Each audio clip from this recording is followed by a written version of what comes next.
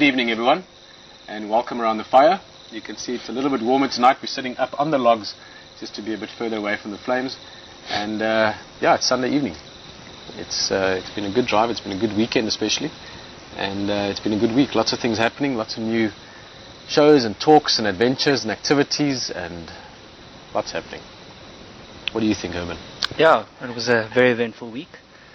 No, yeah, just the bushwalk was very, very exciting. Something new, and I really look forward to doing it more often, which we'll be doing from tomorrow morning. Yeah, we'll be doing it a lot more often. It's for sure. Yeah, the bushwalk is something that actually earlier today I was thinking about a lot of things like always, but also the bushwalk. And first off, we probably won't talk too much about it tonight, but then I thought it'll probably pop up a few times. I think one of the traditions that's happening around the fire is that we get to talk about just what's been going on in people's own lives, what the experiences are with Wild Earth. Just now when you speak to Simon, we'll talk about some of the things he saw and experienced the last week. And certainly I think one of the things that if I was in your shoes, I mean, in my shoes it will stand out as well, but as a sort of a early camera experience and on foot experience and everything else, what was your experience? That's actually one of the questions that came through. Some of the questions that came through regarding the Fireside Chat regarding the walk was, what was the experience like for Herman? Well, we had like a little trial test walk before it, and we also had an elephant. So I was very calm in the beginning. I didn't really expect them to come so close to us so quickly, but it was a different experience. It was at the same time the greatest, but also it was a bit scary. I won't I won't lie. It was a bit scary, but it was definitely a great experience. And just to see them at the end while we're standing on the termite mound, just to see them actually just chilling out. And at the end, that was what they wanted to do. They just wanted to come and check us out. Yeah. They did it in a bit of a different way that I expected, but they just wanted to check us out at the end. Has your heart rate picked up a bit now talking about it? Yeah, a bit, eh? You also spoke a bit faster again. Oh, is it? Yeah. Remember afterwards we spoke about it, guys, now, and one of the things we're going to try and just get this Fireside Chat truly as relaxed as it is around the fire, conversation-wise, and I'm going to ramble too much tonight, so I'll try not to. But we spoke about it afterwards with the elephants, and we made a few jokes and we all had a laugh, and it's always one of the very important things after whatever kind of adrenaline experience, especially if it was quite a big dose of it, and I learned that very quickly with guests over time as well, is to just make people laugh a little bit. There was a lot of tension around and a lot of worries around. I'll talk about it a bit later as well. There was honestly no jokes. There was no major worries. I mean, there was a lot of adrenaline and excitement from my side, but not once that I think, phew, things are going wrong. I just thought they're going a little bit bigger and more excited than we hoped for the first walk. But what I said about the joke afterwards, and we had a chuckle and we had a laugh, and you feel that in it. It's almost like talking with the camera and being live and something that you're very comfortable with. I know people enjoy listening to you. But sometimes just have a chuckle, and you'll see that suddenly you speak a bit slower and you feel a bit more relaxed, and you forget about the scorpion we just saw here. That's another story I wanted to mention. We just before we started talking, sorry, I'm interrupting you, Herman. Katja was sitting here, and as she got up, she found a little scorpion on her hand. It was a little bootheridae, which is not a very good one, but I'm hoping it was the only one. So and then we can relax and chat a little bit. Let's relax then and sit down.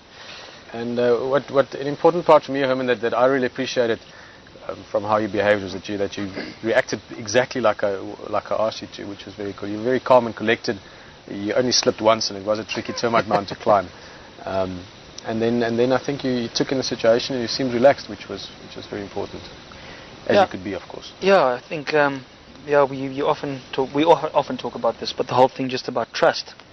I mean, in that environment, I have been out in the bush a few times in my life. I've been traveling around the southern part of Africa for quite some time, but I've never had such an experience on foot.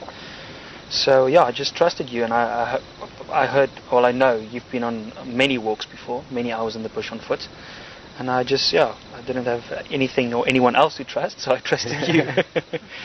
So I was, I think I was quite calm. Afterwards we had a good chuckle, and that was very important. But I think the whole experience was something, just to cope with adrenaline is something totally different as well. And you stayed focused. No pun intended, I guess, but you did, which is also very important, obviously, in the end. A very important part of the person behind the camera, apart from doing quite a lot of things with the camera, obviously, but that is literally your eyes. And the experience that people have is directly linked to the experience that the cameraman perceives. So that was also something that I quite enjoyed. It was quite. There's a scorpion there next to you. I hope not. Just kidding. You see, Herman knows me too well already. He's been here. It feels like forever now. It's been 3 weeks or 4 weeks now. Yeah, it's been quite a while. So yeah. A couple other things I was thinking of. I can't think of it now. So what is on your mind tonight, young man? Well, I'm working a bit on the next bits. I was hoping to get it out before Fireside Chat, but hopefully it will be out by tomorrow. Yeah, I'm not actually going to talk too much about it. People rather watch it. But it's just basically it's about just people coming to visit us, which is always something very interesting. Yeah. I see you also said the whole thing of people actually knowing you. I mean, they've known you for quite some time, even if you haven't met them in person. So when they come here and they come and look around the camp, you immediately feel a connection. You immediately feel as if you know these people for quite some time, because they're on the vehicle every drive. Yeah. It's also nice to see people are happy. I spoke about it a few times tonight when we drove past some of the game drive vehicles, just to see how happy people are. And obviously people that have been on Wild Earth before and then eventually come out and visit Djuma and stay at the lodge, which is, any visit to a game lodge is always nice. I've been fortunate enough to stay at quite a few. I'm yet to have an unpleasant experience. It's always fun, but then for them to also come around here, it's always very pleasant. And otherwise there's lots of things going on.